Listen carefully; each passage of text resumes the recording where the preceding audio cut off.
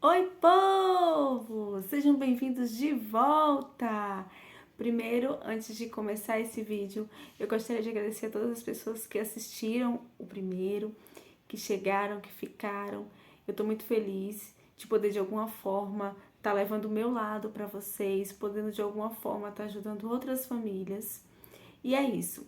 Hoje nós vamos falar sobre o diagnóstico parte 2. Vem comigo! Então, depois do diagnóstico de Felipe, como eu disse no primeiro vídeo, eu comecei a buscar muitas informações, né, a respeito do autismo. E aí comecei a observar os meus filhos.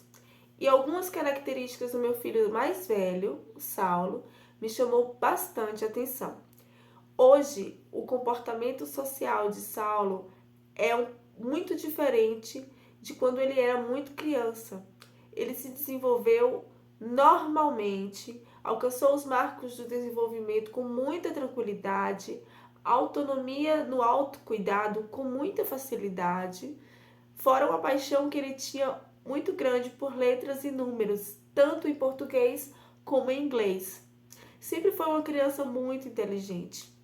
A escola sempre me chamou para conversar sobre isso, sempre me apontou essas características de inteligência dele, ser uma criança além da sua idade, né? Além daquela fase escolar esperada. E isso nunca foi assim algo que me chamasse a atenção para ser uma coisa atípica, né? Por falta de conhecimento mesmo. Lógico que a gente ama escutar isso dos nossos filhos, que eles são super inteligentes, se desenvolvem muito bem. Mas sempre a escola me pontuava e eu nunca levei em consideração que poderia ser algo que eu deveria estar buscando, né? Mais informações, que isso poderia de certa forma prejudicar. Depois de buscar todas essas informações sobre o autismo e observá-lo, eu fui atrás de ajuda para poder fazer uma avaliação. Ah, mas só foi por causa disso? Não, não foi só por causa disso. Agora, na adolescência, Saulo começou a demonstrar alguns comportamentos sociais muito difíceis, certo? Comportamentos que está de certa forma prejudicando. Eu observo isso hoje aos olhos da tipicidade, aos olhos do autismo. Mas esses comportamentos, antes mesmo de Felipe estar comigo, antes mesmo de Felipe nascer, eles já existiam. Só que a gente, por não conhecer, sempre acha que é uma fase, né? Então, ele tem comportamentos rígidos, né? É o tipo de pessoa que aprende de uma forma e segue daquela forma, não tem muita flexibilidade para aquilo que ele aprendeu. Sempre demonstrou, mas a gente sempre acha que é aquela criança tímida, né? Muito tímida, mas sempre demonstrou assim um afastamento social. Ele conhece as pessoas, é do vínculo dele, mas não demonstra afetividade, tem muita dificuldade de reconhecer emoções através de expressões corporais. Um exemplo é que às vezes, quando eu fico chateada com ele sobre alguma coisa, se eu demonstrar isso verbalizando, tudo bem. Se eu só pela minha feição facial, ele não vai fazer essa leitura, ele não vai compreender que eu estou chateada com ele. Ele sempre me perguntava quando eu não verbalizava: mãe, tu tá chateada comigo? Você acha o quê? Não sei. E eu sempre achando que isso poderia ser, de certa forma, algum jeito dele se comportar comigo, né? E que fosse de má fé. E na verdade não é. Já aconteceram vários episódios. Depois, se vocês tiverem curiosidade, eu posso falar sobre isso em outro vídeo, que hoje me chamou a atenção, né? Sobre esse comportamento, essa certa inocência que ele tem, que já não cabe mais à idade dele, certo? É uma pessoa que tem dificuldade no filtro social, né? Muitas vezes ele é o que a gente chama muitas vezes de sinceridade, mas isso acaba prejudicando bastante, né? Os relacionamentos, porque ele pensa e fala, e a gente sabe que no nosso convívio social a gente pode até pensar, mas cabe o momento de falar, se deve, para quem, como, e muitas vezes não, sempre isso não acontece. Então, são coisas que não foram deixadas de ser ensinadas. A gente sempre pontua, mas está nele essa leitura, essa espontaneidade, essa forma de se expressar, e ele não vê maldade nisso. Depois de tantas vezes que eu já fui chamada no colégio para a escola pontuar para mim várias coisas que já aconteceram em relacionamentos dele com professores, com colegas, porque o que é mais difícil é que a escola e a sociedade em geral, né? O convívio social fora de casa, as pessoas não entendem, não compreendem. Muitas não querem compreender, né? Sempre tem uma desculpa para dar. Às vezes a família também não quer aceitar, achando que é o jeito da pessoa. E na maioria das vezes é uma dificuldade que ela tem, certo? E eu fui atrás do diagnóstico justamente para ter um aval sobre tudo aquilo que eu precisava expor. Saulo, ele quis saber o diagnóstico dele, né? Ele já pesquisava sobre isso, muito antes de eu ter o diagnóstico de Felipe. E um dia ele disse para mim que ele achava que ele era autista. Aquilo me chocou de início. Eu perguntei para ele se ele queria ter um diagnóstico assim, e ele disse que sim, porque ele ia se entender. Então, isso hoje para mim é tranquilo de falar, hoje é tranquilo. Eu agradeço a Deus por ter me dado a oportunidade de buscar esse diagnóstico. Não que ele seja um remédio, né, para toda situação, mas até porque o autismo não é uma doença, né? Como eu já falei, é uma condição, mas que para nossa sociedade super exigente, super padronizada, essas pessoas precisam se adaptar a algumas situações. E somente depois desse diagnóstico é que a gente pode buscar a ajuda correta, né? Os profissionais corretos, e expor a nossa condição para que as pessoas possam entender, compreender e acolher. Eu queria falar para vocês que o diagnóstico de autismo em Saulo foi diferente do diagnóstico em Felipe. Felipe, ele precisa de mais suporte, né?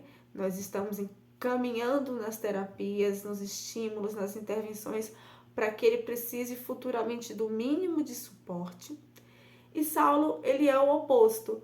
Ele não precisa de suporte, né, nos autocuidados, mas ele vai precisar de intervenção para aprender a lidar com habilidades sociais, que para ele é difícil entender como a sociedade se comporta, a leitura social, né, das pessoas, aprender a controlar mais dessa impulsividade na hora de falar, o que vai falar. São coisas que nós aprendemos e a maioria dos autistas tem muita dificuldade, né? A sinceridade é uma coisa legal, mas a gente tem que saber como falar, como expor. Uma coisa que me chama muita atenção e que eu queria deixar para falar aqui com vocês é sobre esse nível de suporte, né? Que é considerado como nível 1 de suporte. São os autistas que precisam de menos suporte substancial, né? Ou nenhum suporte substancial, mas que são, como o caso dele, considerado com altas habilidades, o intelecto é muito inteligente, é acima da média, mas são pessoas que na maioria das vezes elas têm o lado social comprometido, prejudicado, e que a gente vê uma exposição muito grande com essas crianças, com esses jovens, porque é lindo de ver alguém com altas habilidades em conhecimentos, em determinados conhecimentos, por conta do hiperfoco que tem, né? Da inteligência acima da média que tem e com dificuldades seríssimas em se relacionar, né? Existem alguns estudos sobre o suicídio e o autismo, né? Nível 1 de suporte. E muitos autistas estão nessas estatísticas, uma expectativa de vida de 35 anos. Isso não é algo que quer dizer que vai acontecer, mas eu quero deixar aqui para vocês a importância de buscar ajuda, a importância de buscar um diagnóstico. Muitas vezes você já é um autista adulto, que só você sabe a dificuldade que enfrenta para se adequar ao meio social em que você vive, no trabalho, né, no colégio, na roda de amigos, nas redes sociais, né? E que fora desse vínculo, fora dessa exposição social, no seu cantinho, você sabe como você lidar, né? Muitas vezes tendo que mascarar socialmente uma pessoa que você não é. E isso intimamente traz muita angústia, né? Traz muito sofrimento. A família não entende, os amigos não entendem. Se você for da maneira que você é, de fato, se você for conviver da forma que você vai ser julgado, você vai ser rotulado, é o sem noção, é o antissocial, é o bobo, né? E muitas vezes, sendo que por conta de suas habilidades, as pessoas gostam de te esgotar nessas habilidades que você tem e você acaba fazendo isso até sem querer, só para ser aceito. Então, eu queria que as famílias, né, que estivessem vendo esse vídeo começassem a observar os seus filhos, conversassem, buscassem ajuda se acaso for necessário, né? Se você vê que tem alguma coisa diferente no comportamento e que não exigissem dos seus filhos aquilo que eles não podem dar. A gente tem que incentivar os nossos filhos a se aceitarem, a ser como são. E esse primeiro passo é dado em nós, né? Assim como eu falei para vocês de aceitar o autismo, né? De lidar com o autismo como uma condição, quando o nosso filho precisa de muito suporte, assim, da mesma forma, é quando ele não precisa, né, de suporte. Então, o auge e a adolescência, muitas vezes, é onde o diagnóstico vem. Tem pessoas que, a depender da situação, levam isso pela vida adulta. E só eles sabem o sofrimento que carregam. Então, pais, amigos do peito, amigos que falam as coisas, que dividem, que têm segredos. Se você tiver algum amigo assim, que você acredita que ele precisa de ajuda, que ele é diferente, que ele sofre, né, por ter que ser aquilo que ele não é, que às vezes ele só é com você, porque tem muita confiança em você em ser assim. Então, busque ajuda para ele, por ele, converse com ele. Existem muitos profissionais capacitados para isso, né? Existem muitos jovens que estão aí na internet, que tiveram seu diagnóstico e estão falando abertamente sobre isso. Não é vergonha nenhuma. Só que a nossa sociedade só vai mudar, só vai aceitar, só vai incluir, só vai ter empatia, acolhimento, o nome que a gente quiser dar para isso, quando a gente falar, quando isso se normalizar. Porque, de fato, a pessoa com deficiência, não importa se ela é física ou se ela não é aparente, a pessoa só vai ser incluída quando a gente falar, esgotar e deixar que esse assunto deixe de ser tabu, passa a ser uma coisa natural.